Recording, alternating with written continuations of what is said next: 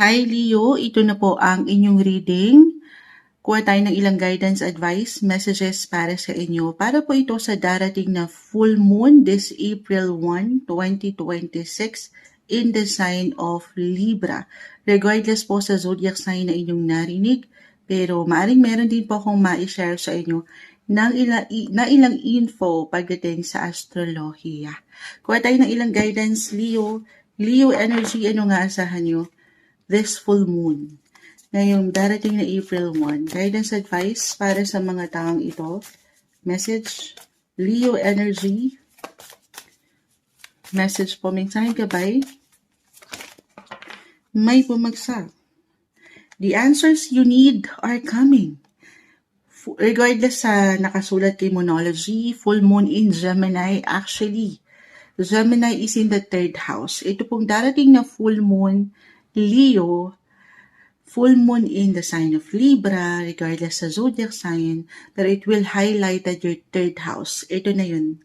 Kung meron kayong hinihintay na balita, impormasyon, or kasagutan sa inyong katanungan, kahit over the net po, na-overwhelm ako kasi bumagsak na yung isa-share ko sa inyo eh. Ito kasi yung full moon na ito ay darating sa mag-highlight ang inyong mga 3rd house. Communication po yan. At napakalawak ng sektor ng komunikasyon.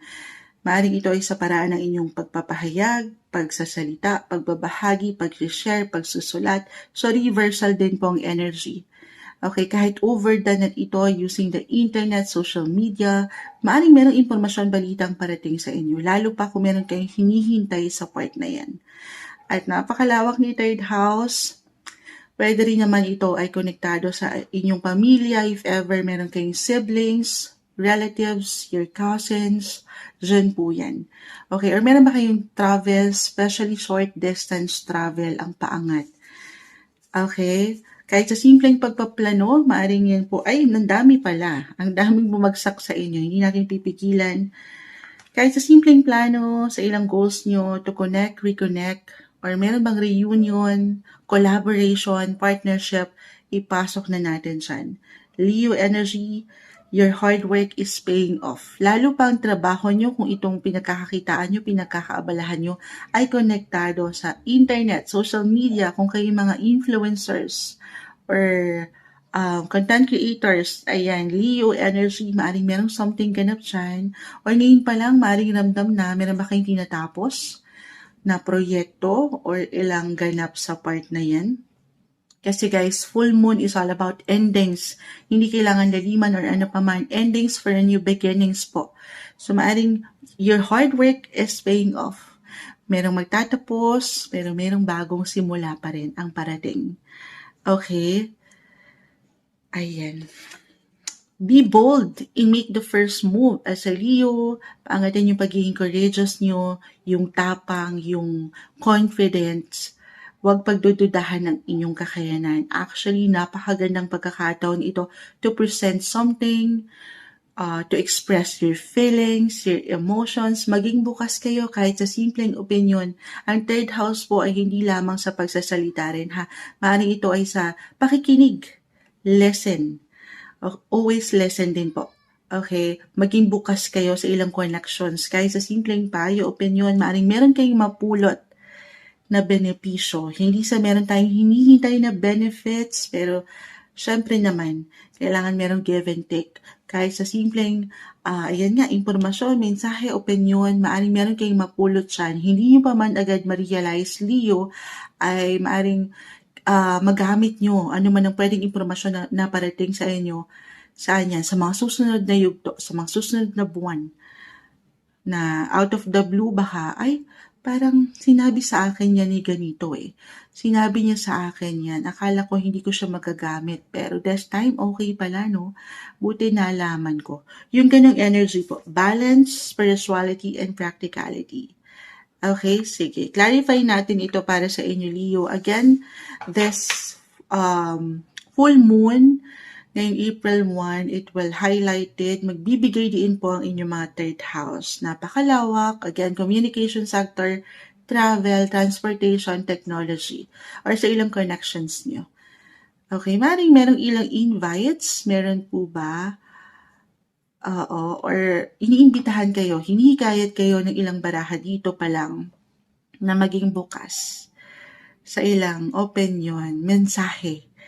Kasi lalo pa kung meron kayong ilang katanungan, get more information, do your research, para magkaroon kayo ng clarity or awareness, okay, sa part na yan. I see supportive and very positive relationships sa paligid nyo. Hindi nyo pa man to ma-realize. Leo energy, bakit ito yung bumagsak?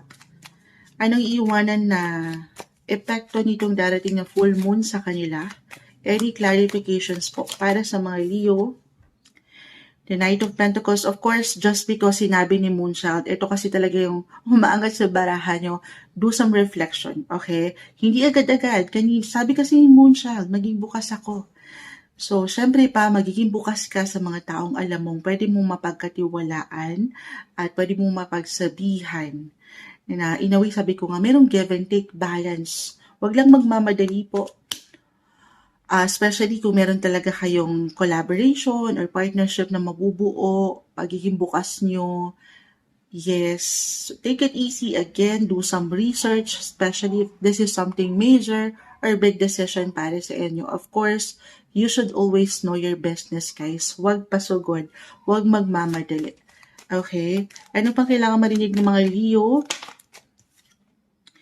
The Ten of Swords, hindi kailangan laliman, ano pa man, kung meron man nagpapabigat sa inyo. Again, full moon. Full moon is all about endings, guys. The Ten of Swords is here. Isang indication lang ito. Lalo pa, para sa ilan, maybe kailangan kong marinig. Kailangan yung marinig. Ako talaga, yes, I have my Leo as my rising sign, so para sa akin din daw to. Para sa akin to, no to self. Pero Ten of Swords, physical, mental, emotional. Hindi po isang medical advisor si Moonchild, pero napakahalaga at na i-consider nyo rin daw po ang pahinga. Okay, kung meron talaga kayong kailangan i-release na ilang negativity, of course, or ilang connections, kasi dyan magbibigay diin ng full moon na ito, Leo, gawin yun. Pagnilay-nilayan. Lalo pa kung hindi na kayo nagja-drive, hindi na nagsasabay ang enerhiya, at umaangat po ang pagkakaiba. Medyo may hugot si Ten of Swords, guys. Lalo kung patuloy lang kayo nagsasakripisyo, tapos sabi ko nga, walang give and take. So, do some reflection. Maybe this is a sign for some of you, hindi kailangan para sa iyo agad to release, let go. Lalo kung hindi na siya nakakapag-ambag ng something purpose po sa inyong buhay. Kanino yan, Moonchild? Kahit sa simpleng opinion, salita, impormasyon, let go. Let go of control, or anyone or anything that no longer serves you. Okay? Kahit I feel for some of you kung nagkaroon kayo ng tensyon sa ilang tao sa inyong paligid, or sabi ko kahit sa simpleng pakiramdam na minsan, madalas, wala tayong higit na kalaban na kundi ang isipan, release niyo yan. Yung ilang negativity, guys. Okay? As a Leo kasi, may tendency kayo yung mga life of the party, madalas gusto niyo masaya lahat, gusto niyo please yung mga tao sa inyong paligid. We cannot please everyone, guys. Take it easy, kalma. Pahinga ka rin pag may time. Okay? Piliin mo. Maybe, ito yung pinaka-advice. Mag-set ka rin ng boundaries, ng limits, sa kung kanino ka maglalaan ng enerhiya. Okay, again, si third house ang magbibigay din sa inyo. Full moon is all about endings. Third house, connected din po ito sa connections nyo. Kahit over the net ito. Or kung meron kayong narinig, kahit sa simpleng salita na hindi okay, hindi nyo kailangan tambayan yan, ha? Pasok sa isang tenga, labas lang sa isa. Ganon yung energy na aking nakukuha. Patuloy nyo paangatin yung enerhiya na meron kayong kakayanan. Be bold and make the first move. Meron kayong lakas, meron kayong power. Meron kayong sariling ring light. Gusto niyo yan? Yes. Hindi niyo pa man yan ma-realize. Laksan lamang po. Patuloy na laksan ng kalooban at huwag kayong magdepende sa enerhiya ng iba. Ito yung guidance. Alam ko may hugot pa. Mensaheng gabay lamang. Pwedeng maaring epekto na iwan ng full moon na ito na parating this April 1, 2026 para sa inyong sign, Leo.